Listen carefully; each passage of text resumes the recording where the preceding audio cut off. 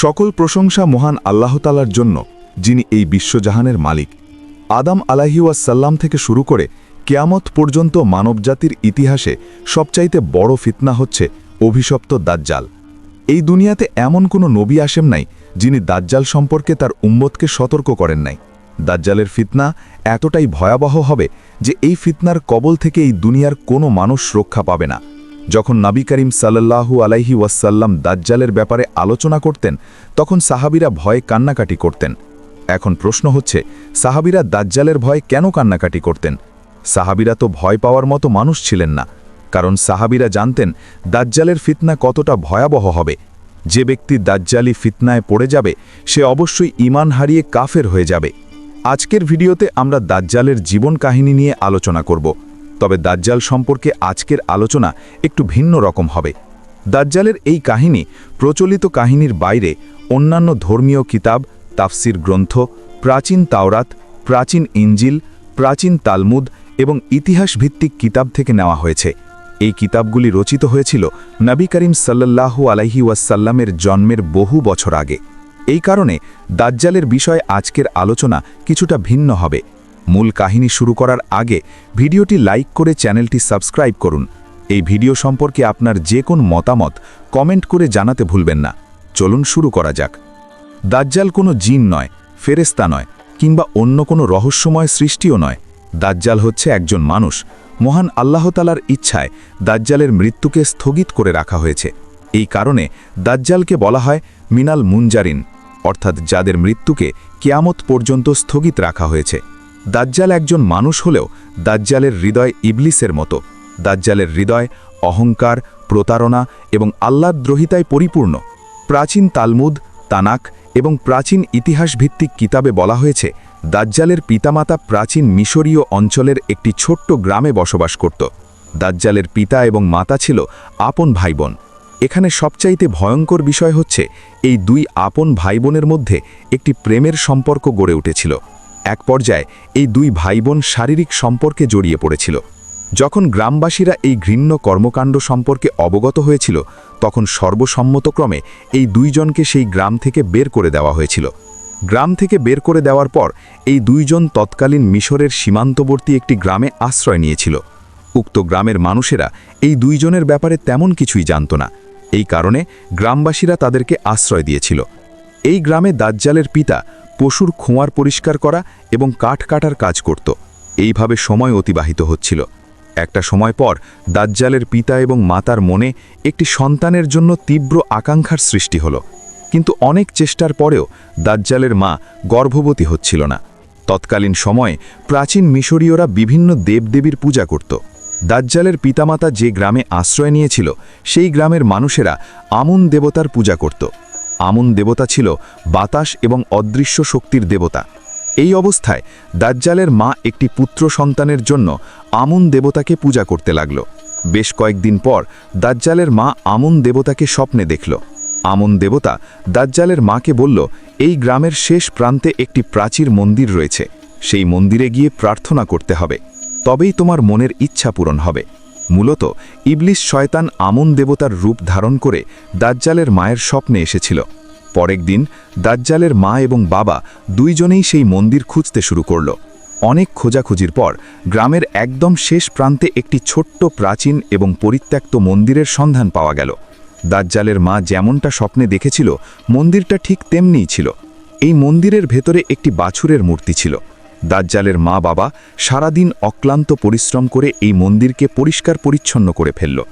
এরপর দাজ্জালের মা বাবা সেই বাছুরের মূর্তির সামনে দাঁড়িয়ে একটি সন্তানের জন্য প্রার্থনা করতে লাগল। টানা কয়েক মাস প্রার্থনা করার পরেও যখন দাজ্জালের মায়ের গর্ভে সন্তান আসলো না, তখন তারা এই পূজা বন্ধ করে দিল। পূজা বন্ধ করার পর দাজ্জালের মা আবারও স্বপ্ন দেখল। স্বপ্নে এবার আমুন দেবতারূপী শয়তান বলল, মন্দিরের ভেতরে সেই বাছুরের মূর্তির সামনে হায়েজ অবস্থায় স্বামীর সঙ্গে মিলিত হতে হবে, তবেই তোমাদের মনের আশা পূর্ণ হবে। দাজ্জালের মা এবং বাবা স্বপ্নের আদেশ মোতাবেক সমস্ত কাজই সম্পন্ন করেছিল। এবার দাজ্জালের মা সত্যি সত্যি গর্ভধারণ করল, কিন্তু এই গর্ভধারণ স্বাভাবিক ছিল না। দাজ্জালের মায়ের গর্ভ ছিল অস্বাভাবিক রকমের বড় এবং এই গর্ভাবস্থা প্রায় ১৩ মাস পর্যন্ত স্থায়ী হয়েছিল। দাজ্জালের মায়ের এমন অস্বাভাবিক গর্ভাবস্থার কারণে গ্রামে একটা চাপা আতঙ্কের সৃষ্টি হয়েছিল। এইদিকে দাজ্জাল গর্ভে থাকা অবস্থাতেই দাজ্জালের পিতা মৃত্যুবরণ করেছিল। এর ফলে দাজ্জালের মা একদম একা হয়ে পড়েছিল। অন্যদিকে দাজ্জালের মা গর্ভবতী হওয়ার পর থেকেই গ্রামে ব্যাপক খরার সৃষ্টি হয়েছিল। গ্রামের মানুষ অনেক প্রার্থনা করেও এই খরা দূর করতে পারছিল না। খরা এতটাই ভয়াবহ রূপ ধারণ করেছিল যে গ্রামের অনেক মানুষ পার্শ্ববর্তী গ্রামগুলিতে আশ্রয় নেওয়া শুরু করেছিল। এমনই এক পরিস্থিতিতে এই গ্রামের একটি পরিবার আশ্রয়ের জন্য দাজ্জালের মা বাবার গ্রামে গিয়েছিল এবং সেখান থেকে দাজ্জালের মা বাবার অনৈতিক সম্পর্কের ব্যাপারে জেনে ফেলেছিল। এরপর এই পরিবারটি নিজেদের গ্রামে ফিরে এসে দাজ্জালের মা এবং বাবার ব্যাপারে সবাইকে অবগত করেছিল। তখন গ্রামবাসীরা বলল, এই দুইজনের কারণেই আমাদের উপর এমন গজব নাজিল হয়েছে। এরপর দাজ্জালের মাকে সেই গ্রাম থেকেও বের করে দেওয়া হলো। দাজ্জালের মা নিরুপায় হয়ে সেই ছোট্ট মন্দিরে আশ্রয় নিয়েছিল এবং এই মন্দিরেই এই মহিলা একটি সন্তান জন্ম দিয়েছিল। সন্তান জন্ম দেওয়ার পর অতিরিক্ত রক্তক্ষরণের কারণে দাজ্জালের মা মৃত্যুবরণ করেছিল। এই মহিলা যে সন্তান প্রসব করেছিল, এই সন্তানটি হচ্ছে দাজ্জাল। তবে প্রাচীন কিতাবসমূহে দাজ্জালকে আল মিরুস নামে অভিহিত করা হয়েছে। আল মিরুস শব্দটি প্রাচীন হিব্রু ভাষা থেকে এসেছে। আল মিরুস শব্দের অর্থ হচ্ছে শেষ জামানার ভয়ঙ্কর শত্রু। ইসলাম ধর্মে এই আল মিরুসই হচ্ছে দাজ্জাল। জন্মের সময় এই শিশুটি শারীরিকভাবে বিকলাঙ্গ ছিল।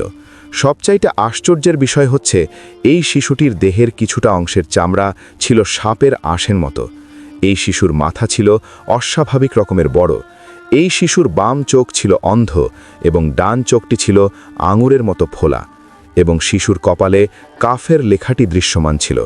এই কাফের লেখাটা এমন একটি চিহ্ন যা সকল মুসলিম পড়তে পারবে, হোক সে শিক্ষিত বা অশিক্ষিত। নবী করিম সাল্লাল্লাহু আলাইহি ওয়াসাল্লাম বলেছেন, যখন দাজ্জাল নিজেকে রব হিসেবে দাবি করবে তখন সকল মুসলিম এই লেখাটা স্পষ্টভাবে পড়তে সক্ষম হবে। যাই হোক, চলুন আমরা আবারও প্রাচীন কিতাবসমূহে ফিরে যাই। দাজ্জালের জন্ম হয়েছিল মুসা আলাইহি ওয়াসাল্লামের আগমনের প্রায় ১০০ বছর পূর্বে। দাজ্জাল জন্মগ্রহণ করার কয়েক বছরের মধ্যেই গ্রামবাসীরা জানতে পেরেছিল এই গ্রামের শেষ প্রান্তে একটি প্রাচীন মন্দিরকে কেন্দ্র করে অভিশপ্ত কিছু বসবাস করছে। এবার গ্রামবাসীরা আতঙ্কিত হয়ে ভাবল যে হয়তো এই মন্দিরের কারণেই তাদের উপর আবারও ভয়াবহ গজব নেমে আসবে। এরপর গ্রামবাসীরা সিদ্ধান্ত নিল যে এই মন্দিরটিকে পুড়িয়ে ফেলতে হবে। অন্যদিকে এই গ্রামের পূর্ব প্রান্তে একটি নির্জন স্থানে একজন লোক বসবাস করত। এই লোকটি ছিল শয়তানের পূজারী। দাজ্জাল জন্মগ্রহণ করার পর অভিশপ্ত শয়তান সেই লোকটিকে দাজ্জালের দেখাশোনা করার দায়িত্ব দিয়েছিল। এই লোকটির তত্ত্বাবধানেই অভিশপ্ত দাজ্জাল সেই প্রাচীন মন্দিরে বড় হচ্ছিল। যখন গ্রামবাসীরা এই মন্দিরে আগুন ধরিয়ে দিয়েছিল তখন সেই শয়তানের পূজারী অত্যন্ত সুকৌশলে দাজ্জালকে মন্দির থেকে সরিয়ে ফেলতে সক্ষম হয়েছিল। এরপর শিশু দাজ্জালকে একটি কাঠের সিন্দুকে ভরে সমুদ্রে ভাসিয়ে দেওয়া হয়েছিল। দাজ্জালকে সমুদ্রে ভাসিয়ে দেওয়ার পর জিব্রাইল আলাইহি ওয়াসাল্লাম মহান আল্লাহ তাআলার আদেশে দাজ্জালকে উদ্ধার করে আন্টার্কটিকা অঞ্চলের একটি নির্জন স্থানে নিয়ে গিয়েছিলেন। প্রাচীন কিতাবসমূহে এই আন্টার্কটিকা অঞ্চলকে দক্ষিণের অজানা ভূমি বলা হয়েছে এবং জিব্রাইল আলাইহি ওয়াসাল্লামের নাম গভর হিসেবে উল্লেখ করা হয়েছে। জিব্রাইল আলাইহিসসালাম যে স্থানে দাজ্জালকে নিয়ে গিয়েছিলেন সেটা ছিল একটি ছোট্ট দ্বীপ। সেই দ্বীপে একটি গুহা ছিল। জিব্রাইল আলাইহিসসালাম এই গুহাতেই দাজ্জালকে রেখেছিলেন মহান আল্লাহ তাআলার হুকুমে। দাজ্জালকে দেখাশোনা করার জন্য একটি প্রাণীকে নিয়োগ করা হয়েছিল। এই প্রাণী মানুষের ভাষায় কথা বলতে পারত। এই প্রাণীর দায়িত্ব ছিল দাজ্জালকে লালন পালন করা, দাজ্জালকে খাবার দেওয়া এবং দাজ্জালকে ধর্মীয় শিক্ষায় শিক্ষিত করে তোলা। সময় অতিবাহিত হতে লাগল। দাজ্জাল সেই প্রাণীর তত্ত্বাবধানে ধীরে ধীরে বড় হতে লাগল। এইভাবে বেশ কয়েকটি বছর অতিবাহিত হল। মহান আল্লাহ তাআলার নিয়োগ করা এই প্রাণী দাজ্জালকে দেখাশোনা করত এবং দাজ্জালকে ধর্মীয় শিক্ষায় শিক্ষিত করতে আপ্রাণ চেষ্টা করত। সে দাজ্জালকে বলতো, মহান আল্লাহ তাআলা তোমাকে সৃষ্টি করেছেন। মহান আল্লাহ তাআলা হচ্ছেন এই বিশ্বজাহানের মালিক। মহান আল্লাহ তাআলা তোমাকে নিজের ইচ্ছা শক্তি দিয়েছেন। এই কারণে তোমার ভাগ্যকে তুমি নির্ধারণ করতে পারবে। মহান আল্লাহ তাআলা এই দুনিয়াতে অনেক নবী রাসূলকে পাঠিয়েছেন। তুমি যদি সেই নবীদের পথকে অনুসরণ করো তবে মহান আল্লাহ তাআলা তোমাকে সম্মানিত করবেন, তোমাকে এই দুনিয়ার বাদশাহী দান করবেন। অন্যদিকে যদি তুমি অভিশপ্ত শয়তানের পথকে অনুসরণ করো তবে তুমি মহান আল্লাহ তাআলার অবাধ্য হয়ে যাবে। এই দুনিয়ার সমস্ত সৃষ্টি জগৎ তোমাকে ঘৃণা করবে, কারণ তোমার মাধ্যমেই এই দুনিয়াতে ভয়ানক ফিতনা ছড়িয়ে পড়বে। তখন এই দুনিয়ার সমস্ত সৃষ্টি তোমাকে ঘৃণা করবে, কারণ তোমার মাধ্যমেই ভয়ঙ্কর ধ্বংস এবং পাপ ছড়িয়ে পড়বে। এইভাবে সেই প্রাণী দাজ্জালকে মহান আল্লাহ তাআলার মহিমা বর্ণনা করত, মহান আল্লাহ তাআলাকে ইবাদত করার পদ্ধতি শেখাত এবং নিয়মিত ইবাদত করতে বলতো। কিন্তু দাজ্জাল মহান আল্লাহ তাআলার ইবাদত করতে চাইত না, সে বারবার অবাধ্যতা করত। এইভাবেই দাজ্জাল ধীরে ধীরে বড় হচ্ছিল। দাজ্জালের বয়স যতই বৃদ্ধি পাচ্ছিল তার অবাধ্যতার পরিমাণ ক্রমশ বৃদ্ধি পাচ্ছিল। দাজ্জালকে মহান আল্লাহ তাআলা অসাধারণ মেধাশক্তি দান করেছিলেন। দাজ্জাল তার চারপাশের পরিবেশ সম্পর্কে কৌতূহলী হয়ে উঠেছিল। দাজ্জালের সঙ্গে থাকা প্রাণীটির সংস্পর্শে দাজ্জাল ধীরে ধীরে প্রচুর জ্ঞান আয়ত্ত করেছিল। যখন দাজ্জাল ঘুমিয়ে পড়ত তখন ফেরেশতা গবর অর্থাৎ জিবরাইল আলাইহিসসালাম দাজ্জালকে স্বপ্নে হিকমা এবং জ্ঞানের শিক্ষা দিতেন। অন্যদিকে অভিশপ্ত শয়তানও দাজ্জালকে নিজের আয়ত্তে নেওয়ার জন্য আপ্রাণ চেষ্টা করছিল। এই সময় অভিশপ্ত শয়তান সাপের রূপ ধারণ করে গোপনে দাজ্জালের কাছে আসত এবং দাজ্জালকে শয়তানি শিক্ষা দিত। দাজ্জালও এই শয়তানি শিক্ষাকে মনে প্রাণে গ্রহণ করছিল। দাজ্জালের জন্য মহান আল্লাহ তাআলা যে প্রাণীটিকে নির্বাচন করেছিলেন সেটি ছিল অত্যন্ত ধৈর্যশীল।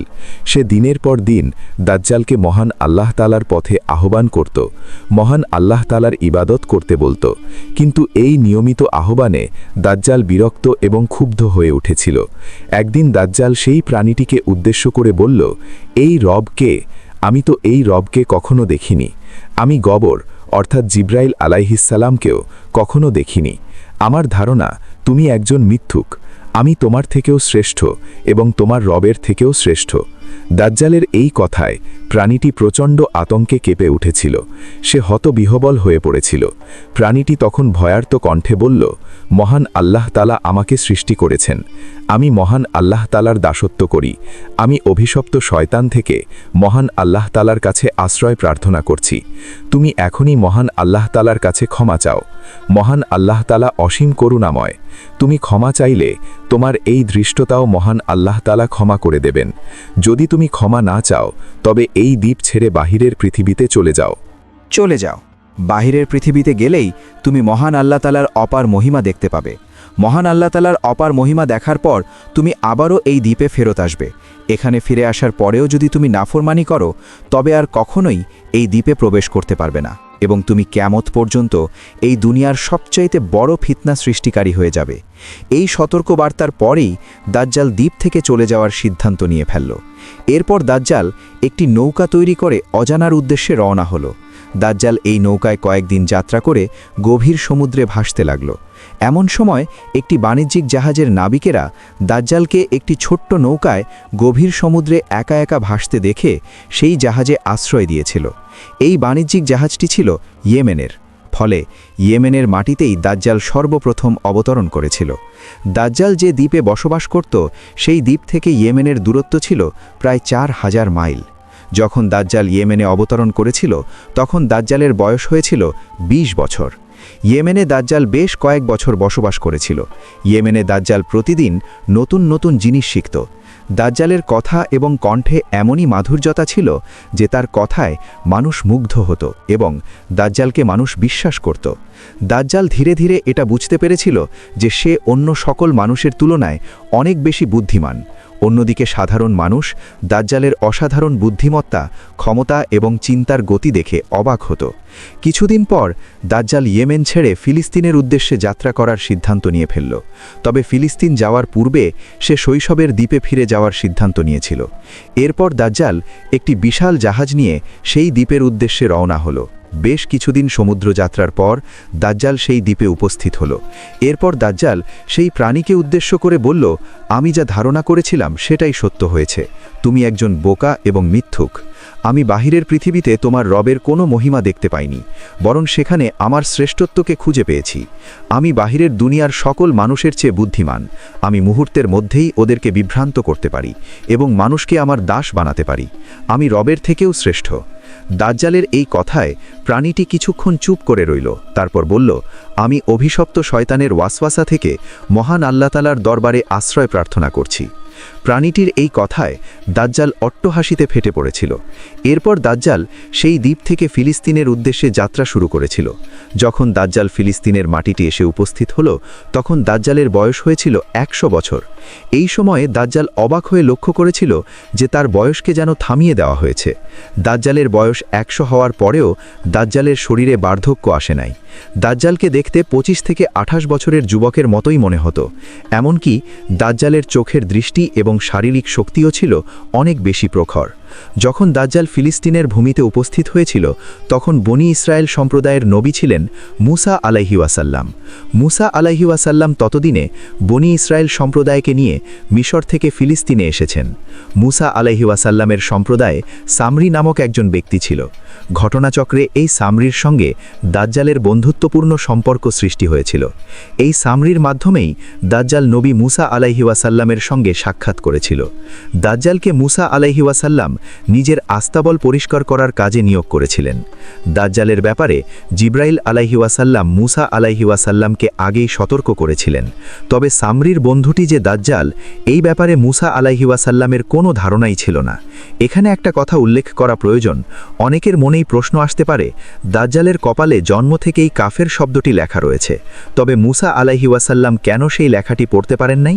এর উত্তর হচ্ছে, দাজ্জালের কপালের সেই কাফের লেখাটি দাজ্জালের জন্মের সময় প্রকাশিত হয়েছিল। এরপর মহান আল্লাহ তাআলা দাজ্জালের কপাল থেকে সেই লেখাটিকে অদৃশ্য করে দিয়েছিলেন। শেষ জামানায় যখন দাজ্জাল আবারও আত্মপ্রকাশ করবে, তখন এই কাফের লেখাটি আবারও প্রকাশিত হবে। পূর্বেই উল্লেখ করেছি দাজ্জাল ছিল অত্যন্ত কৌশলী এবং ধূর্ত প্রকৃতির মানুষ। দাজ্জাল অতি গোপনে মুসা আলাইহিওয়াসাল্লামকে অনুসরণ করতে শুরু করেছিল। দাজ্জাল গোপনে মুসা আলাইহিওয়াসাল্লাম এবং হারুন আলাইহিওয়াসাল্লামের মধ্যকার কথাবার্তা শুনত। মুসা আলাইহিওয়াসাল্লাম যখন জিব্রাইল আলাইহিওয়াসাল্লামের সঙ্গে সাক্ষাৎ করতে যেতেন, তখন দাজ্জাল মুসা আলাইহিওয়াসাল্লামকে অনুসরণ করত এবং মুসা আলাইহিওয়াসাল্লাম এবং জিব্রাইল আলাইহিওয়াসাল্লামের মধ্যকার কথাবার্তা শুনত। একদিন দাজ্জাল সামেরিকে বলল, মুসা আলাইহিওয়াসাল্লাম অমুক স্থানে জিব্রাইল আলাইহিওয়াসাল্লামের সঙ্গে সাক্ষাৎ করেছেন। জিব্রাইল আলাইহিওয়াসাল্লাম একটি ঘোড়ায় আরোহণ করে এসেছিলেন। তুমি যাও, ওই ঘোড়ার খুর যে মাটিতে পড়েছিল সেই মাটি সংগ্রহ করো। এই মাটি তোমার জীবনকে বদলে দেবে। এরপর সামেরি দাজ্জালের কথা মতো সেই স্থানে গিয়ে হাজির হল এবং জিব্রাইল আলাইহিওয়াসাল্লামের ঘোড়ার খুর মাটির যেখানে পড়েছিল সেখানের মাটি সংগ্রহ করে ফেলল। দাজ্জাল বুঝতে পেরেছিল এই মাটির মধ্যে বিশেষ কোনো শক্তি রয়েছে। দাজ্জাল শুধুমাত্র মুসা আলাইহিওয়াসাল্লামকেই অনুসরণ করত না, সে বনি ইসরায়েল সম্প্রদায়ের আচরণ, বিশ্বাস, ভয় এবং দুর্বলতাগুলিকে পর্যবেক্ষণ করত। কিভাবে বনি ইসরায়েল সম্প্রদায়কে খুব সহজেই বিভ্রান্ত করা যাবে, এই বিষয়টা দাজ্জাল খুব ভালোভাবেই অনুধাবন করতে পেরেছিল। এই সময়টাতে মহান আল্লাহ তাআলা মুসা আলাইহিওয়াসাল্লামকে 40 দিনের জন্য তুর পাহাড়ে যাওয়ার আদেশ দিয়েছিলেন। মুসা আলাইহিওয়াসাল্লাম তুর পাহাড়ে চলে যাওয়ার পর দাজ্জাল বনি ইসরায়েল সম্প্রদায়কে বিভ্রান্ত করার সিদ্ধান্ত নিয়ে ফেলল। রাতের বেলায় সে সামেরিকে উদ্দেশ্য করে বলল, হে সামেরি, তুমি কি বনি ইসরায়েলের সর্দার হতে চাও? সামেরি বলল, মুসা আলাইহিওয়াসাল্লাম জীবিত থাকতে সেটা সম্ভব নয়। দাজ্জাল তখন বলল, মুসা আলাইহিওয়াসাল্লাম জীবিত থাকতেই তুমি বনি ইসরায়েলের সর্দার হবে। তুমি সোনা গলিয়ে একটি বাছুরের মূর্তি বানাবে। গলিত সোনার মধ্যে তোমার সংগ্রহ করা সেই মাটি মিশিয়ে দেবে, ফলে বাছুরটি নাড়াচাড়া করবে এবং ডাকাডাকি করবে। বনি ইসরায়েলরা এই বাছুরের পূজা করলেই তুমি বনি ইসরায়েলের সর্দার হবে। মুসা এবং মুসার রবকে তখন আর কেউ মান্য করবে না। দাজ্জালের কথা মতো সামেরি বনি ইসরায়েল সম্প্রদায়কে উদ্দেশ্য করে বলল, হে বনি ইসরায়েল সম্প্রদায়, তোমাদের সমস্ত সোনা দানা আমাকে দাও। আমি এইগুলিকে গুলিয়ে এমন কিছু তৈরি করব যাতে আমরা মহান আল্লাহ তাআলার নৈকট্য অর্জন করতে পারি।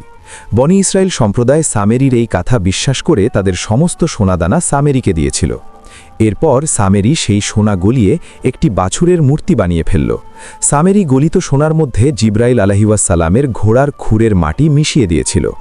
জিব্রাইল আলাইহিসসালামের ঘোড়ার খুরের মাটির বদৌলতে এই সোনার বাছুর নাড়াচাড়া করত এবং বাছুরের ভেতর থেকে অদ্ভুত শব্দ বের হতে লাগল। তখন সামেরি বনি ইসরায়েল সম্প্রদায়কে উদ্দেশ্য করে বলল, হে বনি ইসরায়েল সম্প্রদায়, এটাই হচ্ছে মুসার খোদা। এই খোদাকে আমি আকাশ থেকে মাটিতে নামিয়ে এনেছি, তোমরা সবাই এই বাছুরকে সেজদা করো।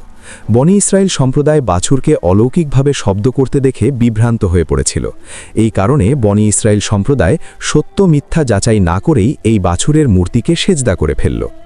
মুসা আলাইহিসসালাম তুর পাহাড় থেকে ফিরে এসে যখন দেখলেন বনি ইসরায়েল সম্প্রদায় বাছুর পূজায় লিপ্ত হয়েছে, তখন তিনি হতবিহ্বল হয়ে পড়েছিলেন। তিনি প্রচণ্ড ক্ষুব্ধ কণ্ঠে হারুন আলাইহিসসালামকে বললেন, তুমি কেন এই বিপর্যয়ে আটকাতে পারো নাই? এরপর মুসা আলাইহিসসালাম সামেরিকে অভিশাপ দিয়ে বললেন, তোর শাস্তি হচ্ছে তুই কাউকে স্পর্শ করতে পারবি না এবং কেউ তোকে স্পর্শ করতে পারবে না। এরপর থেকে সামেরি যখন কাউকে স্পর্শ করত বা সামেরিকে কেউ স্পর্শ করত, দুইজনেই কঠিন জ্বরে আক্রান্ত হতো। এই যন্ত্রণাদায়ক শাস্তি ভোগ করাকালীন সময়ে একদিন সামেরি মুসা আলাইহিসসালামকে উদ্দেশ্য করে বলল, হে মুসা, আমি কেন একা শাস্তি পাচ্ছি? অমুক ব্যক্তি আমাকে এই কাজের বুদ্ধি দিয়েছিল, তাকেও এই শাস্তি দেওয়া উচিত। সামেরির এই কথায় মুসা আলাইহিসসালাম উপলব্ধি করতে পেরেছিলেন যে তিনি এমন একজন মানুষের মুখোমুখি হয়েছেন যে ব্যক্তি শেষ জামানার সবচাইতে ভয়ানক ফিতনার কারণ হবে। এরপর মহান আল্লাহ তাআলার হুকুমে মুসা আলাইহিসসালাম দাজ্জালকে কোনো শাস্তি না দিয়ে ফিলিস্তিন থেকে বের করে দিয়েছিলেন। মুসা আলাইহিসসালামের অঞ্চল থেকে বিতাড়িত হওয়ার পর দাজ্জাল একা একা সমগ্র দুনিয়া ভ্রমণ করতে শুরু করেছিল। সে নানান জাতির ভাষা শিখতে শুরু করেছিল। দাজ্জাল এমন জ্ঞান আরোহণ করছিল যে জ্ঞান বা ভাষা এই দুনিয়া থেকে ধীরে ধীরে হারিয়ে যাচ্ছিল। যখন নবী দাউদ আলাইহিসসালাম এবং সুলাইমান আলাইহিসসালাম রাজত্ব করছিলেন, তখন দাজ্জাল দুনিয়ার নানান প্রান্তে ঘুরে জ্ঞান অর্জন করছিল। এই সময়ে দাজ্জাল জ্ঞান বিজ্ঞানে যথেষ্ট পরিমাণ দক্ষতা অর্জন করেছিল। যখন ঈসা আলাইহিসসালাম এই দুনিয়াতে আসলেন, তখন দাজ্জালের শারীরিক কোনো পরিবর্তন হয় নাই।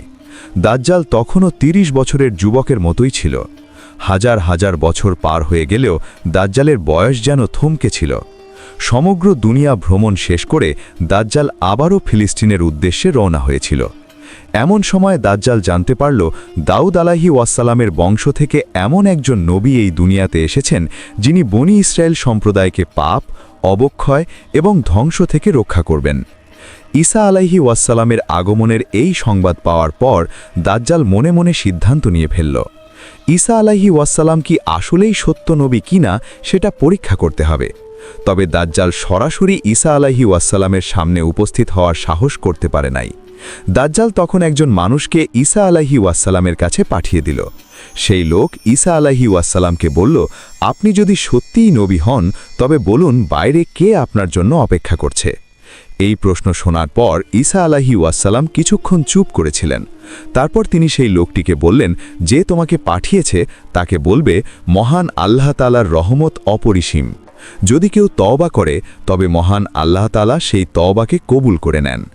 এরপর ঈসা আলাইহিসসালাম দাজ্জালের ব্যাপারে বেশ কিছু কথা সেই লোকটিকে বলে দিলেন। যখন সেই লোকটি দাজ্জালকে সমস্ত ঘটনা খুলে বলল, তখন দাজ্জাল বলল, ঈসার ভেতরে শয়তান প্রবেশ করেছে। যদি সে সত্যিই নবী হতো তবে সে গায়েব জানত না। নবীরা গায়েব জানে না, গায়েব জানে একমাত্র আল্লাহ তাআলা। এই সময়ে দাজ্জাল আবারও সমগ্র পৃথিবী ভ্রমণ করতে শুরু করেছিল। দাজ্জাল এই সময়ে চীন, জাপান, ভারত সহ দূর দূরান্তের দেশগুলি ভ্রমণ করছিল। অন্যদিকে ঈসা আলাইহিসসালাম তার অনুসারীদেরকে সতর্ক করে বললেন, শেষ জামানায় ভয়ঙ্কর এক মিথ্যাবাদী আসবে। এই মিথ্যাবাদী ভয়ঙ্কর ফিতনা সৃষ্টি করবে এবং মানুষকে বিভ্রান্ত করে ফেলবে।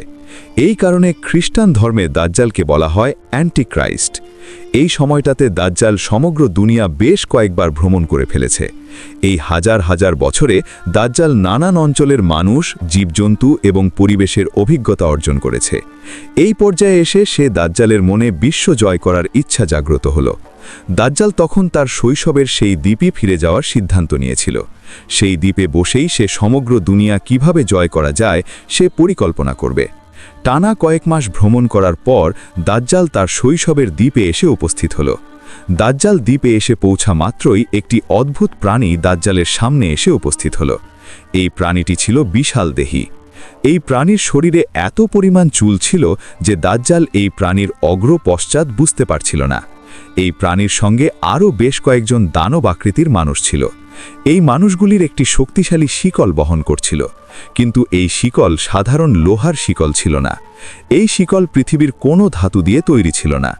এই অদ্ভুত শিকলটিকে দেখে দাজ্জাল আতঙ্কে কেঁপে উঠেছিল। দাজ্জাল তার জীবনে অনেক ভয়ঙ্কর দৃশ্য দেখেছে, অনেক কারাগার ভ্রমণ করেছে, কিন্তু এমন শিকল সে কখনো দেখে নাই। দাজ্জাল তখন ভয়ার্থ কণ্ঠে বলল, আপনারা কারা? এই দ্বীপে কেন এসেছেন?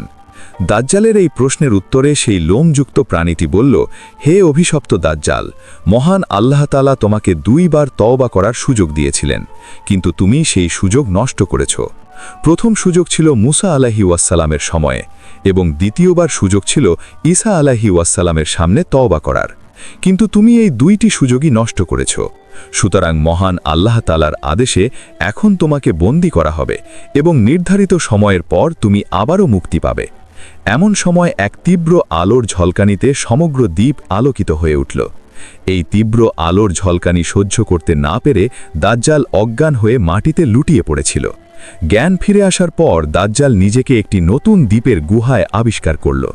এই সময়ে দাজ্জালের 2 হাত এবং পা শিকল দিয়ে বাঁধা ছিল। তবে দাজ্জালকে এমনভাবে বাধা হয়েছিল যাতে সে বসতে পারে, দাঁড়াতে পারে, হাঁটতে পারে, এমনকি গুহার বাহিরে গিয়ে নিজের প্রয়োজন সারতে পারে। তখন এই দ্বীপে শুধুমাত্র দাজ্জাল এবং সেই লোমযুক্ত প্রাণীটি ছিল। লোমযুক্ত প্রাণীটি দাজ্জালকে দেখাশোনা করত, খাবার দিত। এই বন্দি দশায় দাজ্জাল নিজেকে অসহায় ভাবতে শুরু করেছিল। দাজ্জাল অবাক হয়ে সে শেকলটিকে দেখছিল। এমন শেকল সে ফেরাউনের কারাগার বা অন্য কোনো রাজ্যের কারাগারেও দেখে নাই। এমন সময় লোমযুক্ত এই প্রাণীটি দাজ্জালকে উদ্দেশ্য করে বলল, হে অভিশপ্ত দাজ্জাল, তুমি হবে শেষ জামানার সেই ভয়ঙ্কর ফিতনা সৃষ্টিকারী যাকে আসমান এবং জমিনের সকল সৃষ্টি অভিশাপ দেবে। হে দাজ্জাল, অল্প কিছুদিনের মধ্যেই সর্বশেষ নবী মোহাম্মদ সাল্লাল্লাহু আলাইহি ওয়াসাল্লাম জন্মগ্রহণ করবে। নবী করিম সাল্লাল্লাহু আলাইহি ওয়াসাল্লামের জন্ম হচ্ছে কিয়ামতের একটি অন্যতম বড় আলামত। নবী করিম সাল্লাল্লাহু আলাইহি ওয়াসাল্লামের পরে আর কোনো নবী আসবে না। তখন দাজ্জাল বলল, কিন্তু আমি কিভাবে মুক্তি পাব?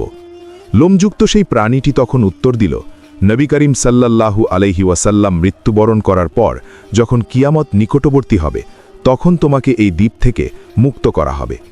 যখন তুমি মুক্তি পাবে, তখন বাইসানের সমস্ত খেজুর বৃক্ষ শুকিয়ে যাবে, তাবারিয়া হ্রদের পানি কমে যাবে, যুগরের ঝর্ণা শুকিয়ে যাবে। তোমার আগমনের পূর্বে দুনিয়াতে ঘন ঘন ভূমিকম্প হবে। দাজ্জাল তখন চিৎকার করে বলল, আমি এই কারাগার থেকে মুক্ত হতে চাই, আমি দুনিয়া শাসন করতে চাই, আমি হচ্ছি এই আসমান এবং জমিনের একমাত্র বাদশাহ। দাজ্জাল আরও বলল, আমি এই দুনিয়ার সবচাইতে প্রাচীনতম মানুষ, আমি বৃদ্ধ হই না, আমি বদল হই না, সমগ্র দুনিয়াকে আমার দাসত্ব করতে হবে, আমাকে মুক্ত করে দাও। তখন সেই লোমশ প্রাণীটি বলল, মহান আল্লাহ তাআলার ওয়াদা সত্য, নির্ধারিত সময়ে তোমাকে মুক্ত করা হবে। দাজ্জালকে কেন্দ্র করে এই পৃথিবীতে কিন্তু একটি ধর্ম রয়েছে। এই ধর্মের নাম হচ্ছে দাজ্জালুল মুস্তাফান। এই ধর্মের অনুসারীরা দাজ্জালকে পূজা করে এবং দাজ্জালের আগমনের অপেক্ষা করছে। আপনারা চাইলে দাজ্জালুল মুস্তাফান ধর্ম নিয়ে আলাদা একটি ভিডিও নির্মাণ করব। দাজ্জাল বর্তমানে কোথায় রয়েছে? আপনারা মাঝে মধ্যেই কমেন্টে আমাকে এই প্রশ্নটি করে থাকেন। এই প্রশ্নটিকে নিয়ে ওলামায়ে কেরাম বহু বছর যাবৎ গবেষণা করছেন। কিছু রেওয়ায়েতে উল্লেখ করা হয়েছে দাজ্জাল কাউজুম সাগরে বন্দী অবস্থায় রয়েছে। কিছু তাফসিরবিদ মনে করেন এই কাউজুম সাগর মিশরের লোহিত সাগরের কোনো এক গভীর অংশে অবস্থিত। তবে এই রেওয়ায়েতটিকে বেশিরভাগ আলেম বিশ্বাস করেন না, কারণ ভৌগোলিকভাবে লোহিত সাগর খুব বেশি প্রশস্ত নয়। এই সাগরের গভীরতা এবং ঢেউ এতটাও ভয়ঙ্কর নয়। সেই হিসেবে দাজ্জালের মতো এত বিশাল এবং রহস্যময় ঘটনার কেন্দ্র এই লোহিত সাগর, এটা বিশ্বাস করা কঠিন। অন্য আরেকটি রেওয়ায়েতে বলা হয়েছে এই কাউজুম সাগর আটলান্টিক মহাসাগরের গভীরে অবস্থিত। এই রেওয়ায়েতটিকে বেশিরভাগ আলেম গ্রহণযোগ্য হিসেবে গ্রহণ করেছেন, কারণ আটলান্টিক মহাসাগর আয়তনে বিশাল এবং এই সাগর রহস্যে ঘেরা। কিছু আলেম বিশ্বাস করেন এই আটলান্টিক মহাসাগরেই অভিশপ্ত শয়তান জিনদের জন্য ভিন্ন জগতের একটি রাস্তা তৈরি করেছে। অনেকেই বারমুডা ট্রায়াঙ্গেলকে শয়তানের সেই ভিন্ন জগতের রাস্তা হিসেবে আখ্যায়িত করে থাকেন। নবী করিম সাল্লাল্লাহু আলাইহি ওয়াসাল্লাম বলেছেন, কিয়ামতের পূর্বে দাজ্জাল আত্মপ্রকাশ করবে। দাজ্জাল এমন ভয়াবহ ফিতনা সৃষ্টি করবে যে এমন ভয়াবহ ফিতনা সৃষ্টি জগতে আর কখনো আসে নাই। নবী করিম সাল্লাল্লাহু আলাইহি ওয়াসাল্লাম আরও বলেছেন, দাজ্জাল এই পৃথিবীতে মোট 40 দিন অবস্থান করবে। তবে এই 40 দিন সাধারণ দিনের মতো হবে না। প্রথম দিনটি হবে 1 বছরের সমান, দ্বিতীয় দিনটি হবে 1 মাসের সমান, তৃতীয় দিনটি হবে 1 সপ্তাহের সমান এবং বাকি 37 দিন হবে সাধারণ দিনের মতো। এইভাবে যদি আমরা হিসেব করি তবে দাজ্জালের ফিতনার সময়কাল হবে 14 মাস 14 দিন। দাজ্জাল বর্তমানে বন্দী অবস্থায় রয়েছে, এই ব্যাপারে সবচাইতে নির্ভরযোগ্য হাদিস এসেছে তামিম আদ্দারি রাদিয়াল্লাহু তাআলা আনহুর মাধ্যমে। তিনি মূলত ফিলিস্তিন অঞ্চলের মানুষ ছিলেন। প্রথম জীবনে তিনি খ্রিস্টান ধর্মের অনুসারী ছিলেন। একবার তামিম আদ্দারি 30 জন সঙ্গীসহ সমুদ্র সফরে গিয়েছিলেন। সফরকালীন অবস্থায় তিনি সামুদ্রিক ঝড়ের কবলে পড়েছিলেন। টানা 1 মাস সমুদ্রের দিগ্ভ্রান্ত অবস্থায় থেকে শেষ পর্যন্ত তারা একটি দ্বীপে আশ্রয় নিয়েছিলেন। এই দ্বীপে তামিম আদ্দারি একটি ভয়ঙ্কর অভিজ্ঞতার সম্মুখীন হয়েছিলেন। এই দ্বীপে তিনি এমন একজন মানুষকে দেখতে পেয়েছিলেন যার দেহ ছিল অনেক বড়, শক্তিশালী এবং ভীতিকর। সেই দ্বীপ থেকে ফেরত এসে তামিম আদ্দারি ইসলাম কবুল করেছিলেন এবং নবী করিম সাল্লাল্লাহু আলাইহি ওয়াসাল্লামকে সমস্ত ঘটনা খুলে বলেছিলেন। নবী করিম সাল্লাল্লাহু আলাইহি ওয়াসাল্লাম তামিম আদ্দারির এই কাহিনী সাহাবীদেরকে বলেছিলেন নবী করিম সাল্লাল্লাহু আলাইহি ওয়াসাল্লামের এই হাদিসটি সহিহ সনদে বর্ণিত হয়েছে। যেহেতু নবী করিম সাল্লাল্লাহু আলাইহি ওয়াসাল্লাম এই কাহিনীকে সত্যায়ন করেছেন, এই কারণে এই কাহিনীকে অবিশ্বাস করার কোনো উপায় নেই। কারণ নবী করিম সাল্লাল্লাহু আলাইহি ওয়াসাল্লাম কখনো মিথ্যা বা সন্দেহজনক বিষয় উম্মতের সামনে উপস্থাপন করতেন না। তামিম আদ্দারির কাহিনী থেকে এটা পরিষ্কার হয় যে সেই দ্বীপটি আরব উপদ্বীপের পশ্চিম প্রান্তে অবস্থিত। কারণ তামিম আদ্দারি বলেছিলেন দাজ্জালের দ্বীপটি ছিল সূর্যাস্তের এলাকায়। ভৌগোলিকভাবে আরব উপদ্বীপের পশ্চিম প্রান্তে রয়েছে লোহিত সাগর এবং ভূমধ্য সাগর। তবে আমি আগেই উল্লেখ করেছিলাম লোহিত সাগর ভৌগোলিকভাবে অনেকটাই ছোট। এই কারণে অনেক আলেম মনে করেন এটা সম্ভবত আরও দূরের কোনো সাগর হতে পারে। তবে সহিহ হাদিস থেকে আমরা একটা বিষয় নিশ্চিত হতে পারি, দাজ্জাল কোনো একটি দ্বীপে বন্দী অবস্থায় রয়েছে। তবে সেই দ্বীপ কোন সাগরে সেটা পবিত্র কোরআন বা হাদিসে পরিষ্কার করে বলা হয়নি। এই কারণে এই বিষয়ে অনুমান করা বা কল্পনার আশ্রয় নেওয়া উচিত হবে না। তামিম আদ্দারির হাদিসে বলা হয়েছে তিনি এবং তার সঙ্গীরা প্রায় 1 মাস সামুদ্রিক ঝড়ের মধ্যে ছিলেন। কিন্তু বাস্তবতা হচ্ছে তৎকালীন সময়ের জাহাজগুলির এত দীর্ঘ সময় সামুদ্রিক ঝড়ে টিকে থাকার মতো সক্ষমতা ছিল না। এই কারণে অনেকের কাছেই এই অংশটুকু অবিশ্বাস্য মনে হয়। অন্যদিকে আরব উপদ্বীপের সমুদ্রগুলিতে যেমন লোহিত সাগরে এমন ভয়ঙ্কর ঝড় হয় না বললেই চলে। এই কারণে অনেকেই মনে করেন তামিম আদ্দারি হয়তো ভূমধ্য সাগরীয় অঞ্চলে ছিলেন এবং সেখানের কোনো একটি দ্বীপে আটকা পড়েছিলেন। এই হিসাবে উক্ত স্থানটি ইউরোপের নিকটবর্তী কোনো অঞ্চল হওয়ার সম্ভাবনা অনেক বেশি। তামিম আদ্দারি রাদিয়াল্লাহু তাআলা আনহু থেকে বর্ণিত, তিনি বলেন, উত্তাল সমুদ্রে অনেকটা সময় অতিবাহিত করার পর আমরা একটি দ্বীপে এসে উপস্থিত হলাম। এই সময় সমুদ্র এতটাই উত্তাল ছিল যে বড় জাহাজকে রেখে আমরা ছোট্ট একটি নৌকার মাধ্যমে সেই দ্বীপে এসে উপস্থিত হয়েছিলাম। দ্বীপে আসার পর আমরা এক অদ্ভুত এবং ভীতিকর সত্তার মুখোমুখি হয়েছিলাম। সেই সত্তার সমস্ত শরীর লোমে ঢাকা ছিল। সেই লোম এতটাই ঘন ছিল যে এই সত্তার অগ্র পশ্চাৎ আমরা নির্ধারণ করতে পারছিলাম না। এই সত্তাকে দেখে আমরা প্রচণ্ড আতঙ্কিত হয়ে পড়েছিলাম। আমি সেই সত্তাকে উদ্দেশ্য করে বললাম, তুমি ধ্বংস হও, কে তুমি? সেই সত্তা শান্ত কণ্ঠে উত্তর দিল, আমি হচ্ছি আলজাস্সা। আমি বললাম, আলজাস্সা কি?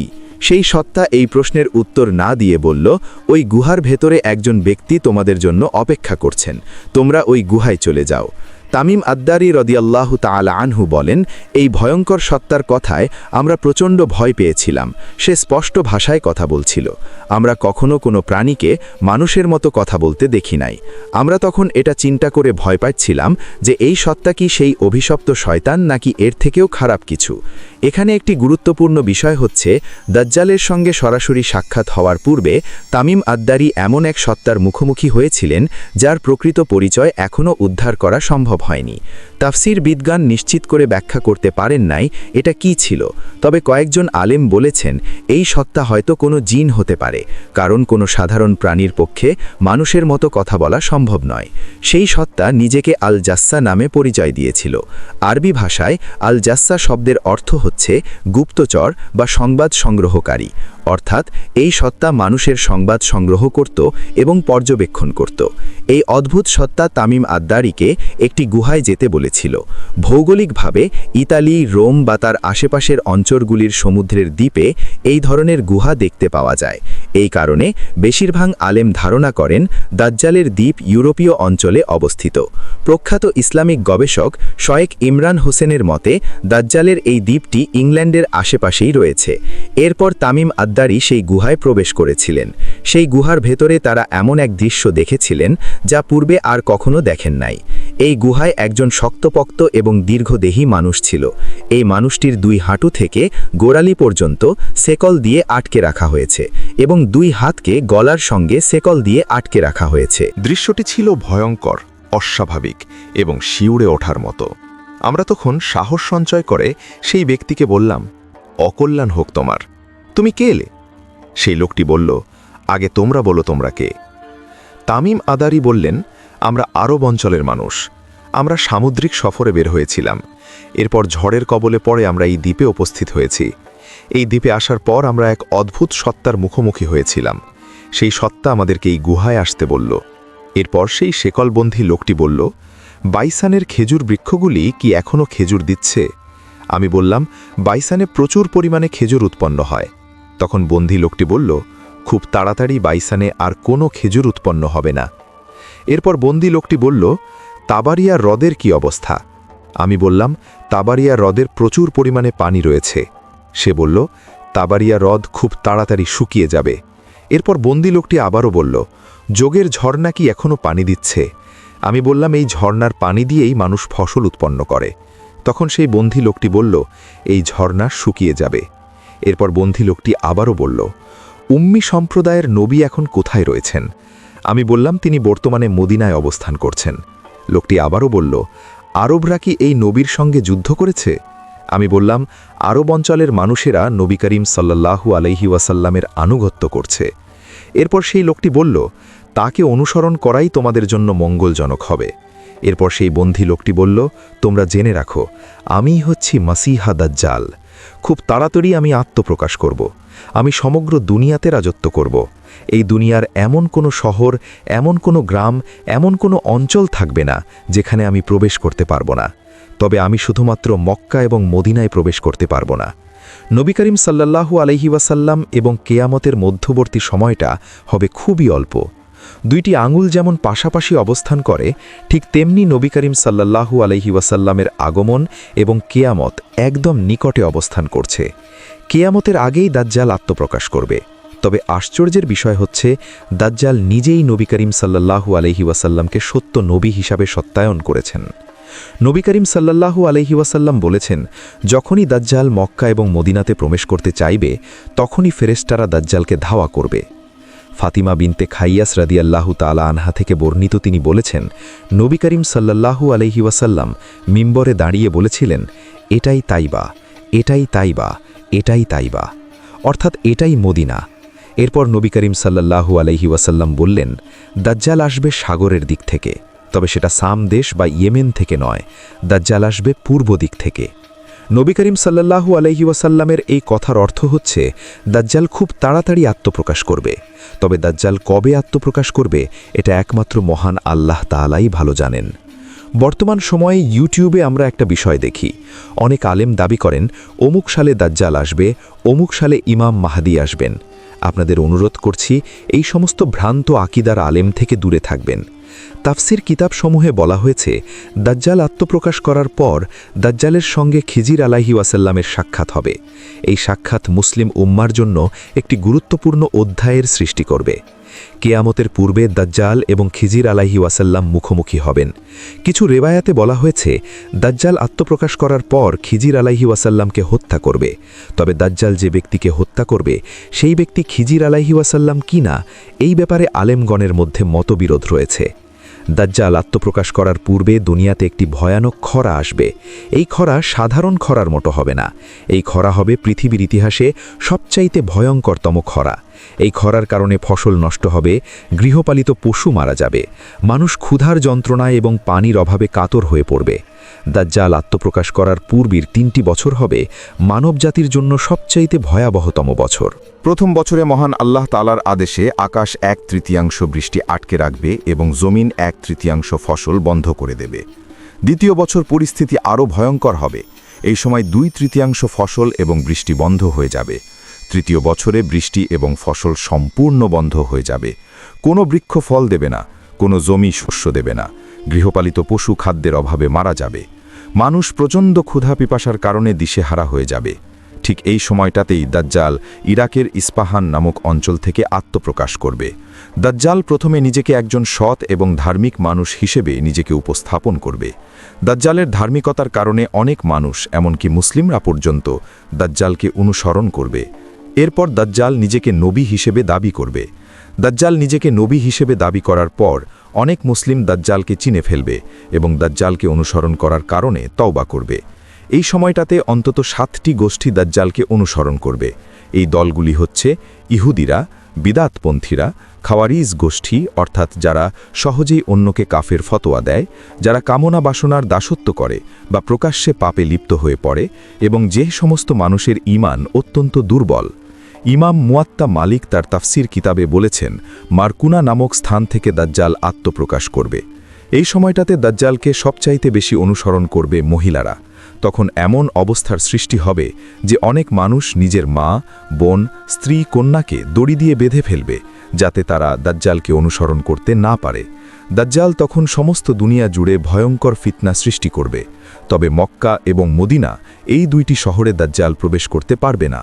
দাজ্জালের ফিতনার কারণে যখন মুসলিমরা দিশেহারা হয়ে পড়বে, তখন মহান আল্লাহ তাআলার পক্ষ থেকে খিজির আলাইহিসসালাম আত্মপ্রকাশ করবেন। খিজির আলাইহিসসালাম মানুষকে উদ্দেশ্য করে বলবেন, দাজ্জাল একজন ভণ্ড এবং প্রতারক। এই ব্যক্তিই হচ্ছে সেই অভিশপ্ত দাজ্জাল, যার ব্যাপারে নবী করিম সাল্লাল্লাহু আলাইহি ওয়াসাল্লাম সবাইকে সতর্ক করেছেন। দাজ্জাল যে সমস্ত ভেলকি দেখাচ্ছে সেগুলি মোটেও সত্যি না, এগুলি হচ্ছে ভয়ঙ্কর ফিতনা। যখন খিজির আলাইহিসসালাম দাজ্জালের ব্যাপারে মানুষকে সাবধান করবেন, তখন দাজ্জাল প্রচণ্ড ক্ষিপ্ত হবে।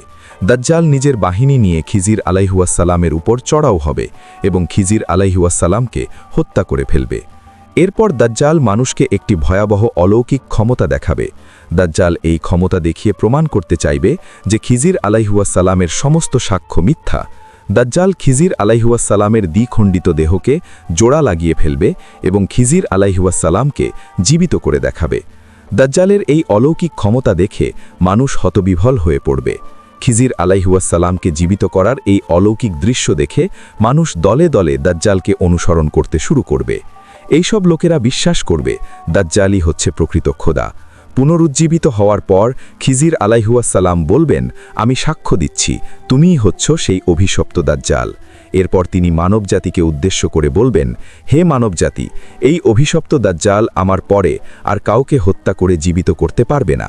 এই কথার মাধ্যমে খিজির আলাইহিসসালাম মানুষকে বুঝিয়ে দেবেন দাজ্জালের ক্ষমতা সীমিত এবং মহান আল্লাহ তাআলার অনুমতি ছাড়া দাজ্জালের কোনো ক্ষমতা নেই। এরপর দাজ্জাল আবারও খিজির আলাইহিসসালামকে হত্যা করতে চাইবে, কিন্তু মহান আল্লাহ তাআলার ইচ্ছায় দাজ্জাল খিজির আলাইহিসসালামকে হত্যা করতে সক্ষম হবে না। এরপর দাজ্জাল প্রচণ্ড ক্ষুব্ধ হয়ে খিজির আলাইহিসসালামকে জাহান্নামে নিক্ষেপ করবে। তখন মানুষ মনে করবে খিজির আলাইহিসসালামকে হয়তো জাহান্নামেই নিক্ষেপ করা হয়েছে।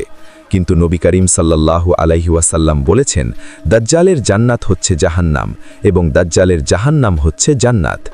মহান আল্লাহ তাআলা খিজির আলাইহিসসালামকে জান্নাতে পাঠিয়ে দেবেন। এইভাবেই খিজির আলাইহিসসালামকে মহান আল্লাহ তাআলা সম্মানিত করবেন। তবে খিজির আলাইহিসসালামের জীবনকাল নিয়ে আলেমগণের মধ্যে মতভেদ রয়েছে।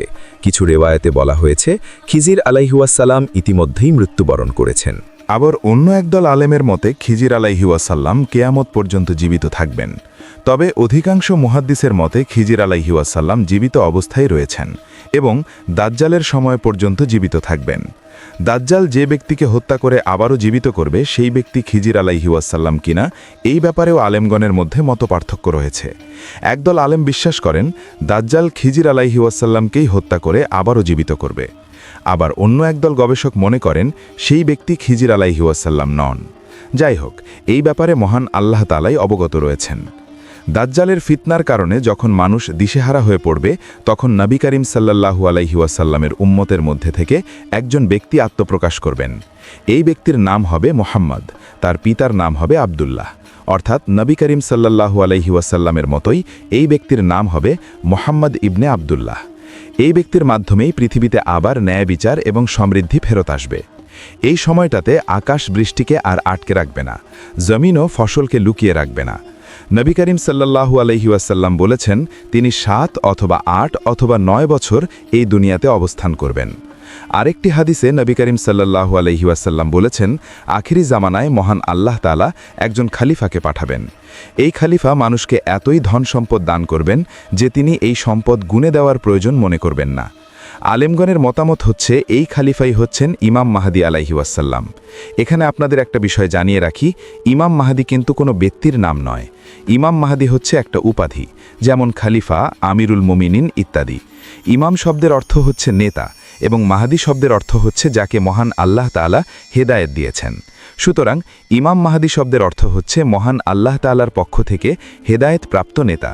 তবে সহিহ হাদিসে বলা হয়েছে ইমাম মাহদীর প্রকৃত নাম হচ্ছে মুহাম্মদ ইবনে আব্দুল্লাহ। আরেকটি হাদিসে নবী করিম সাল্লাল্লাহু আলাইহি ওয়াসাল্লাম বলেছেন ইমাম মাহদী নবী করিম সাল্লাল্লাহু আলাইহি ওয়াসাল্লামের বংশধরদের মধ্য থেকে আসবে, অর্থাৎ ইমাম মাহদী হবেন আহলে বাইতের অন্তর্ভুক্ত। এই হাদিসটি আবু দাউদ, ইবনে মাজা এবং আল হাকিম রাহিমাতুল্লাহ থেকে বর্ণিত হয়েছে। শায়েখ নাসিরুদ্দিন আলবানী এই হাদিসটিকে সহিহ বলেছেন। ইমাম মাহদী কিন্তু নিজের ইচ্ছায় আত্মপ্রকাশ করবেন না, এমনকি প্রথম অবস্থায় ইমাম মাহদী নিজেও বুঝতে পারবেন না যে তিনি ইমাম মাহদী। মহান আল্লাহ তাআলা মাত্র 1 রাতের মধ্যেই ইমাম মাহদী আলাইহি ওয়াসাল্লামকে অসাধারণ জ্ঞান এবং প্রজ্ঞা দান করবেন এবং ইমাম মাহদী আলাইহি ওয়াসাল্লামের অন্তরকে এই দায়িত্বের জন্য উপযুক্ত করে দেবেন। ইমাম মাহদী আলাইহি ওয়াসাল্লাম দাজ্জালের বাহিনীর সঙ্গে যুদ্ধে লিপ্ত হবেন। অনেক স্থানেই দাজ্জালের বাহিনী পরাজিত হবে, তবে দাজ্জালের ক্ষমতা এবং শক্তি মাহদী আলাইহি ওয়াসাল্লামের চাইতে অনেক বেশি হবে। এই কারণে মহান আল্লাহ তাআলা দাজ্জালকে ধ্বংস করার জন্য ঈসা আলাইহি ওয়াসাল্লামকে এই দুনিয়াতে পাঠাবেন। ঈসা আলাইহি ওয়াসাল্লাম দুনিয়াতে অবতরণ করে দাজ্জালের বাহিনীকে ধ্বংস করে দেবেন। অবশেষে বাইতুল মাকদেসের লুট ফটকের কাছে ঈসা আলাইহি ওয়াসাল্লাম দাজ্জালকে হত্যা করবেন। তাফসির কিতাব সমূহে বলা হয়েছে মাহদী আলাইহি ওয়াসাল্লামের আগমনের পূর্বে পূর্ব দিক থেকে একটি বিশাল অগ্নিকাণ্ডের সূচনা হবে। এই আগুন এতটাই ভয়াবহ হবে যে এই অগ্নিকাণ্ডের আলোতে আকাশের দিগন্ত পর্যন্ত আলোকিত হয়ে যাবে। এই সময়টাতে শ্যাম দেশের অনেক গ্রাম ডুবে যাবে এবং ব্যাপক ধ্বংসযজ্ঞ নেমে আসবে। এই সময়টাতে আসমান থেকে একটি অদ্ভুত আহ্বান নেমে আসবে। আশ্চর্যের বিষয় হচ্ছে পৃথিবীর সকল মানুষ এই আহ্বান শুনতে পাবে। শুধু তাই নয়, প্রত্যেক মানুষ নিজের ভাষায় বুঝতে পারবে। আরবরা আরবি ভাষায় শুনবে, মালয়ভাষীরা মালয় ভাষায় শুনবে, বাংলা ভাষার মানুষ বাংলা ভাষায় শুনতে পাবে। মুদ্রা কথা, প্রত্যেক জাতি নিজের ভাষায় এই আহ্বান উপলব্ধি করতে পারবে। রমজান মাসের কোনো এক মধ্যরাতে এই আহ্বান শোনা যাবে। এই আওয়াজে ঘুমন্ত মানুষ জেগে উঠবে। তারপর পৃথিবীতে ভয়ঙ্কর হত্যাকাণ্ড এবং যুদ্ধ শুরু হয়ে যাবে। পরিস্থিতি এতটাই ভয়াবহ হবে যে রাস্তায় রাস্তায় রক্ত প্রবাহিত হবে। এই সময়ে মানুষ প্রকাশ্যে জেনা করতেও লজ্জা পাবে না। মানুষ যাদেরকে নেতা হিসেবে নির্বাচন করবে তারা অধিকাংশই হবে চরিত্রহীন। সহিহ হাদিস সমূহে বলা হয়েছে এই সময়ে মানুষ সন্ধ্যাবেলায় ঈমানদার থাকবে কিন্তু সকালে উঠে কাফির হয়ে যাবে। মাহদী আলাইহি ওয়াসাল্লামের আগমনের পূর্বে তুরস্কের দিক থেকে একটি শক্তিশালী বাহিনী আরব অঞ্চলের দিকে অগ্রসর হবে। এই বাহিনী আরব অঞ্চলকে দখলের চেষ্টা করবে। এই ভয়াবহ বিশৃঙ্খলা এবং ফিতনার মধ্যেই মাহদী আলাইহি ওয়াসাল্লাম আত্মপ্রকাশ করবেন। মাহদী আলাইহি ওয়াসাল্লামের পরিচয় তখনই স্পষ্ট হবে যখন তিনি নেতৃত্ব গ্রহণ করবেন। মানুষের সঙ্গে উত্তম আচরণ করবেন, ভালো কাজের আদেশ দেবেন এবং ফিতনা থেকে দূরে থাকতে বলবেন। যদিও এই সময় মানুষ পাপের সমুদ্রে ডুবে থাকবে, তবুও ইমাম মাহদী আলাইহি ওয়াসাল্লামের এই আহ্বান ধীরে ধীরে গ্রহণ করবে। এখন প্রশ্ন হচ্ছে, দাজ্জালকে হত্যা করার জন্য মহান আল্লাহ তাআলা কেন ঈসা আলাইহি ওয়াসাল্লামকে নির্বাচন করেছেন? তাফসির কিতাবসমূহে বলা হয়েছে বাইতুল মাকদিসে দাজ্জাল এবং ঈসা আলাইহি ওয়াসাল্লাম মুখোমুখি হবেন।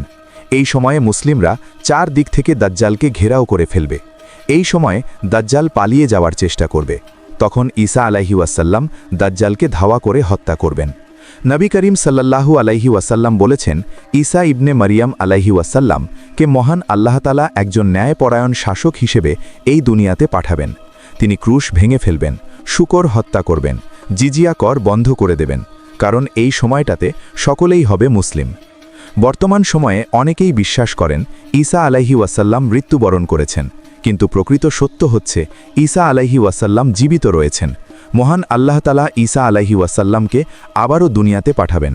দাজ্জালকে হত্যা করার পর ঈসা আলাইহি ওয়াসাল্লাম এই দুনিয়াতেই বসবাস করবেন এবং সাধারণভাবে মৃত্যুবরণ করবেন। নবী করিম সাল্লাল্লাহু আলাইহি ওয়াসাল্লাম বলেছেন, ঈসা আলাইহি ওয়াসাল্লাম এই দুনিয়াতে 40 বছর অবস্থান করবেন। এই সময় পৃথিবীতে শান্তি এবং ন্যায় বিচার প্রতিষ্ঠিত হবে।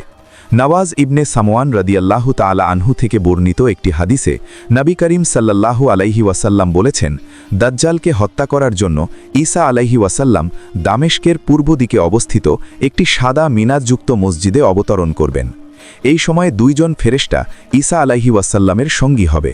এই সময় ঈসা আলাইহি ওয়াসাল্লাম জাফরান রঙের পোশাক পরিহিত অবস্থায় থাকবেন। যখন ঈসা আলাইহি ওয়াসাল্লাম অবতরণ করবেন, তখন ঈসা আলাইহি ওয়াসাল্লামের চুল থেকে ফোঁটা ফোঁটা পানি ঝরবে। ঈসা আলাইহি ওয়াসাল্লামের নিঃশ্বাসের মাধ্যমেই দাজ্জালের বাহিনী বা অনুসারীরা ধ্বংস হয়ে যাবে। ঈসা আলাইহি ওয়াসাল্লামের নিঃশ্বাসের ব্যাপ্তি হবে তার দৃষ্টিসীমা পর্যন্ত। আবু উমার রাদিয়াল্লাহু তাআলা আনহু থেকে বর্ণিত একটি হাদিসে বলা হয়েছে, নবী করিম সাল্লাল্লাহু আলাইহি ওয়াসাল্লাম বলেছেন, এই সময়ে মাহদী আলাইহি ওয়াসাল্লাম মুসলিমদের নেতা হবেন। যখন মাহদী আলাইহি ওয়াসাল্লাম তার অনুসারীদেরকে নিয়ে ফজর অথবা আসরের সালাত আদায় করার প্রস্তুতি গ্রহণ করবেন, ঠিক তখন ঈসা আলাইহি ওয়াসাল্লাম দুনিয়াতে অবতরণ করবেন। মাহদী আলাইহি ওয়াসাল্লাম তখন ঈসা আলাইহি ওয়াসাল্লামকে উদ্দেশ্য করে বলবেন, হে সম্মানিত নবী, আপনি ইমামতি করুন। তখন ঈসা আলাইহি ওয়াসাল্লাম বলবেন, এই ইকামত আপনার জন্য দেওয়া হয়েছে, আপনি ইমামতি করুন। এই হাদিসের ব্যাখ্যা করে নাসিরুদ্দিন আলবানী বলেছেন, ঈসা আলাইহি ওয়াসাল্লাম ইসলামী শরীয়তকেই অনুসরণ করবেন। সালাত শেষ করে ঈসা আলাইহি ওয়াসাল্লাম দাজ্জালের বাহিনীকে উদ্দেশ্য করে রওনা হবেন। দাজ্জাল এই সময় বিশাল বাহিনী নিয়ে বাইতুল মাকদিসেই অবস্থান করবে। ঈসা আলাইহি ওয়াসাল্লামকে দেখে দাজ্জাল প্রচণ্ড আতঙ্কে পালিয়ে যেতে চাইবে। এই সময়ে ঈসা আলাইহি ওয়াসাল্লাম দাজ্জালকে হত্যা করবেন এবং দাজ্জাল ধ্বংস হওয়ার পর দাজ্জালের সকল অনুসারীরাও ধ্বংস হয়ে যাবে। দাজ্জালের মৃত্যুর পর এই দুনিয়ার অবস্থা সম্পূর্ণ বদলে যাবে। বিশ্বজুড়ে শান্তি নেমে আসবে। মুসলিমদের জীবন হবে নিরাপদ এবং সমৃদ্ধ। তবে এই শান্তি দীর্ঘস্থায়ী হবে না। দাজ্জাল ধ্বংস হওয়ার প্রায় 7 বছর পর মহান আল্লাহ তাআলা ইয়াজুজ মাজুজ নামক একটি সম্প্রদায়কে মুক্ত করে দেবেন। এই সম্প্রদায় দুনিয়াতে ভয়ঙ্কর রকমের অশান্তি সৃষ্টি করবে। মহান আল্লাহ তাআলা এই সময়ে ঈসা আলাইহি ওয়াসাল্লামকে বলবেন, আমি এক পরাক্রমশালী জাতিকে মুক্ত করে দিয়েছি, তোমরা পাহাড়ে আশ্রয় নাও। ঈসা আলাইহি ওয়াসাল্লাম তার সমস্ত অনুসারীদেরকে নিয়ে তুর পাহাড়ে চলে যাবেন। এই সময়ে ইয়াজুজ মাজুজ দুনিয়া জুড়ে ব্যাপক ধ্বংসযজ্ঞ চালাবে। ঈসা আলাইহি ওয়াসাল্লাম মহান আল্লাহ তাআলার দরবারে দোয়া করবেন। এই দোয়ার বরকতে মহান আল্লাহ তাআলা মাত্র 1 রাতের মধ্যেই ইয়াজুজ মাজুজকে ধ্বংস করে দেবেন। আল বিদায়া ওয়ান নিহায়া কিতাবে বলা হয়েছে, ইয়াজুজ মাজুজ ধ্বংস হওয়ার পর মহান আল্লাহ তাআলা আসমান থেকে বৃষ্টি বর্ষণ করবেন। এই বৃষ্টি সমগ্র দুনিয়াকে ধুয়ে মুছে একদম পরিষ্কার করে দেবে। এরপর মহান আল্লাহ তাআলা দুনিয়াকে বলবেন, ফসল উৎপন্ন করো। এই সময়ে খাবারে এত পরিমাণ বরকত হবে যে একটি মাত্র ডালিম একটি বিশাল দলের ক্ষুধা মেটাতে সক্ষম হবে। এই ডালিমের খোসার নিচে মানুষ বিশ্রাম করতে পারবে। দুধে এত পরিমাণ বরকত দেয়া হবে যে মাত্র একটি উটনি অনেক গোত্রের জন্য যথেষ্ট হবে। একটি মাত্র গাভী একটি গোত্রের জন্য এবং একটি মাত্র বকরি একটি ছোট্ট গোত্রের জন্য যথেষ্ট হবে। তখন একটি ঘোড়া মাত্র কয়েক দিরহামে বিক্রি হবে। এই সময়ে যদি একটি পাথরের উপরেও বীজ বপন করা হয়, সেখান থেকে বৃক্ষ জন্ম নেবে। মানুষের অন্তর থেকে হিংসা এবং বিদ্বেষ দূর হয়ে যাবে। এই সময়ে দুনিয়াতে কোনো বিষধর প্রাণী থাকবে না। দুনিয়াতে এতটাই নিরাপত্তা থাকবে যে বাঘ উটের সঙ্গে, গরু চিতার সঙ্গে এবং নেকড়ে ছাগলের সঙ্গে বসবাস করবে। শিশুরা সাপ নিয়ে খেলাধুলা করবে, কিন্তু সাপ কোনো ক্ষতি করবে না। নেকড়েরা বকরির পাল পাহারা দেবে। এই সময়টাতে দুনিয়া ইবাদত বন্দেগীতে ভরে যাবে। এখন প্রশ্ন আসে, ঈসা আলাইহি ওয়াসাল্লাম এই দুনিয়াতে কতদিন অবস্থান করবেন? নবী করিম সাল্লাল্লাহু আলাইহি ওয়াসাল্লাম বলেছেন, ঈসা আলাইহি ওয়াসাল্লাম 40 বছর এই দুনিয়াতে অবস্থান করবেন। 40 বছর অতিবাহিত হওয়ার পর তিনি মৃত্যুবরণ করবেন। ঈসা আলাইহিওয়াসাল্লামের মৃত্যুর কয়েক বছর পরেই শাম অঞ্চলের দিক থেকে একটি শীতল বাতাস আসবে। এই বাতাস বগলের নিচ দিয়ে প্রবেশ করে প্রত্যেক মুমিনের রূহ কবজ করে নেবে। যার অন্তরে সরিষা দানা পর্যন্ত ঈমান থাকবে, সেও এই বাতাসের কারণে মারা যাবে। তখন এই দুনিয়াতে সবচাইতে নিকৃষ্ট মানুষেরাই বেঁচে থাকবে। তবে অন্য আরেকটি রেওয়ায়াতে বলা হয়েছে ঈসা আলাইহিওয়াসাল্লাম 7 বছর দুনিয়াতে অবস্থান করবেন। সুপ্রিয় দর্শক মণ্ডলী, প্রতিদিন নতুন নতুন ভিডিও পেতে আমাদের চ্যানেলটি অবশ্যই সাবস্ক্রাইব করুন এবং পাশে থাকা বেল আইকনটি প্রেস করতে অবশ্যই ভুলবেন না। এবং সেই সাথে আপনার যে কোনো মতামত আমাদের জানাতে আমাদের ভিডিওতে অবশ্যই কমেন্ট করুন। আশা করি আপনারা সবাই ভালো থাকবেন এবং সুস্থ থাকবেন। আসসালামু আলাইকুম।